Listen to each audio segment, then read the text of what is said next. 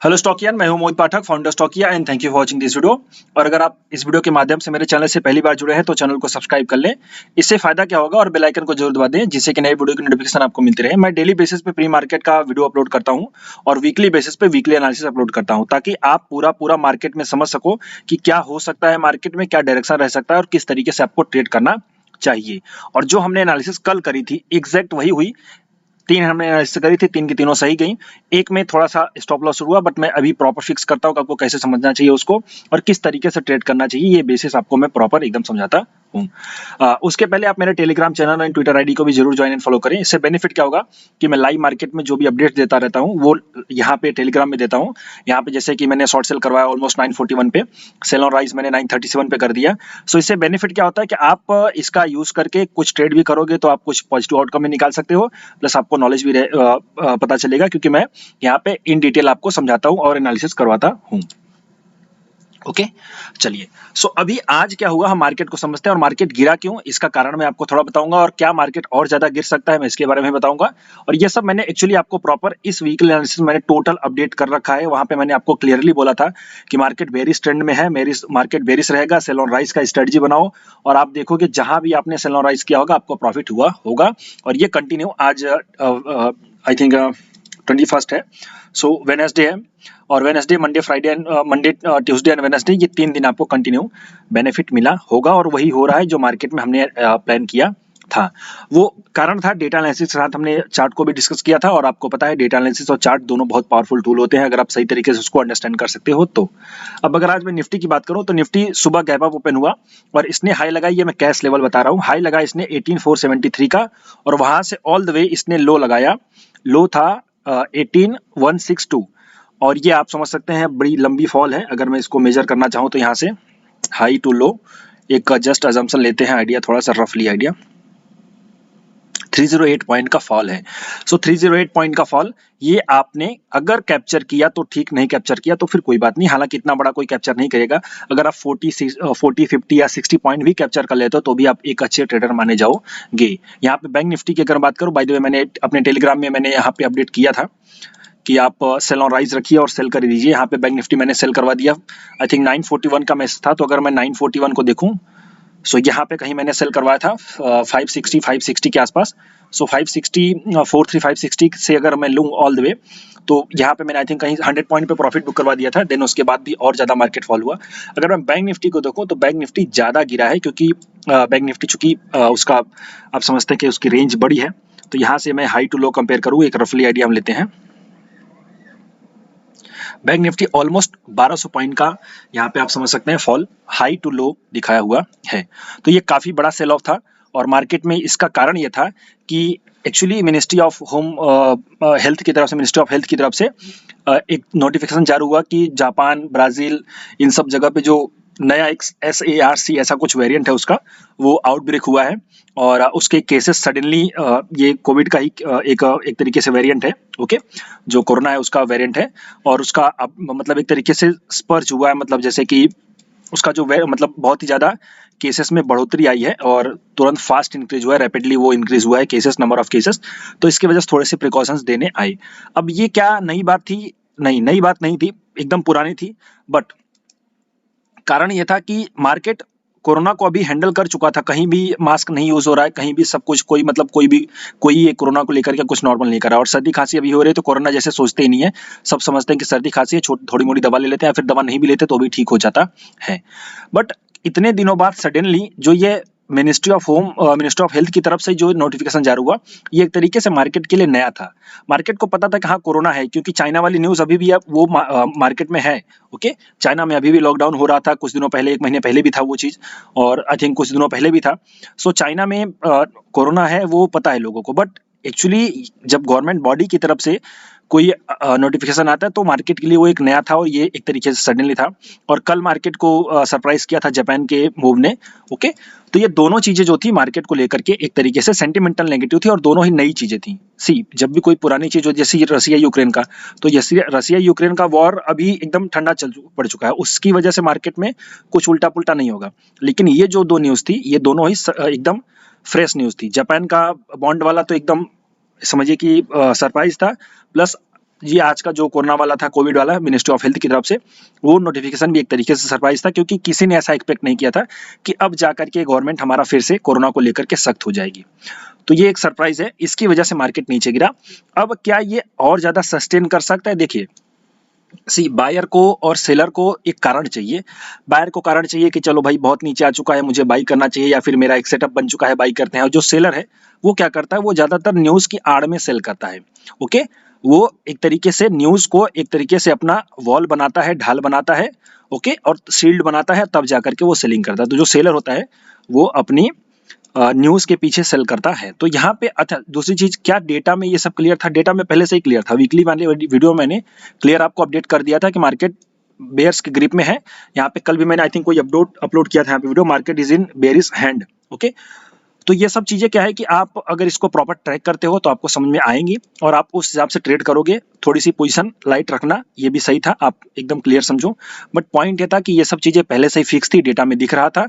अब ये suddenly news आया है व्हाट्सएप यूनिवर्सिटी की तरफ से, और या प्लस हमारे यहाँ से जो ऑफिशियल नोटिफिकेशन है उसकी तरफ से भी आया है। बट पॉइंट ये है कि आप डेटा को देखो, चार्ट को देखो, और उसके हिसाब से ट्रेड करो, अपनी मर्जी से मत करो। ओके, ऐसा अपना मत मन लगाओ कि भाई मार्केट नीचे जा रहा है तो मैं बाई कर लेता हूँ, ऊपर जा रहा है तो सेल कर रहा हूँ। बट पॉइंट को समझो, चीजों को अंडरस्टैंड करो, और सही एंट्री पॉइंट मिले तो आप ट्रेड करो, क्योंकि यही आपके लिए सही है। क्योंकि आप एक ट्रेडर हो तो आपको ट्रेड करना चाहिए। ओके, अब यहाँ पे मैं थोड़ा सा एक मैसेज देना चाहूंगा आपको। उस मैसेज में 4 पॉइंट्स हैं, आप उनको नोट करिए। ओके, फिर से मैं यहाँ पे आई थिंक मैंने दिया हुआ था इसके पहले, बट यहाँ पे आप वीकली वीडियो मैंने दिया हुआ था, बट यहाँ पे मैं फिर से दे रहा हूँ। आई थिंक हो सकता है कि आप लोगों ने नहीं देखा होगा। 4 चीजों को आप थोड़ा सा नोट करिए। पहला है क्वालिटी, दूसरा है क्वांटिटी, तीसरा है स्टॉप लॉस, और चौथा है नो लॉन्ग टर्म। ओके, देखो, क्वालिटी ट्रेड लो। क्वालिटी ट्रेड का मतलब यह है कि जो भी आप ट्रेड करते हो, जो भी स्ट्रेटजी यूज करते हो, उसमें सबसे क्वालिटी, सबसे जो अच्छा और सबसे बेटर जो ट्रेड है, उसमें से सबसे अच्छी क्वालिटी वाला ट्रेड ढूंढो और उसको ट्रेड करो।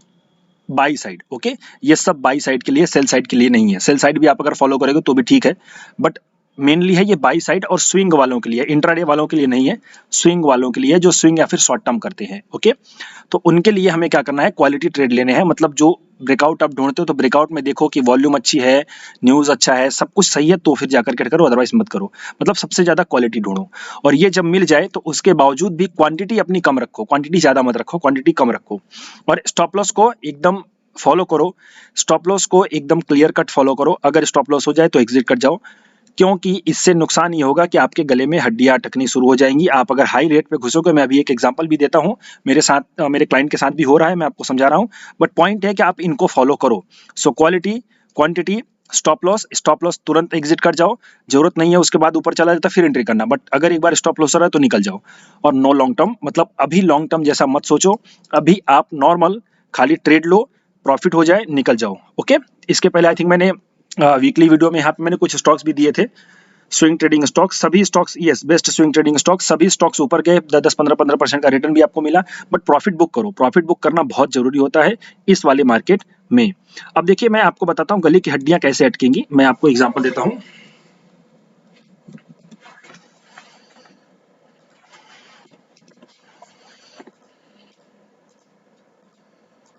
ये देखिए, अब यहाँ पे अगर आप ऐसे स्टॉक्स में पढ़ते हो, पहली बात तो ऐसे स्टॉक्स में आपने अगर सही टाइम पे एंट्री कर ली है तो आप एग्जिट कर जाओ।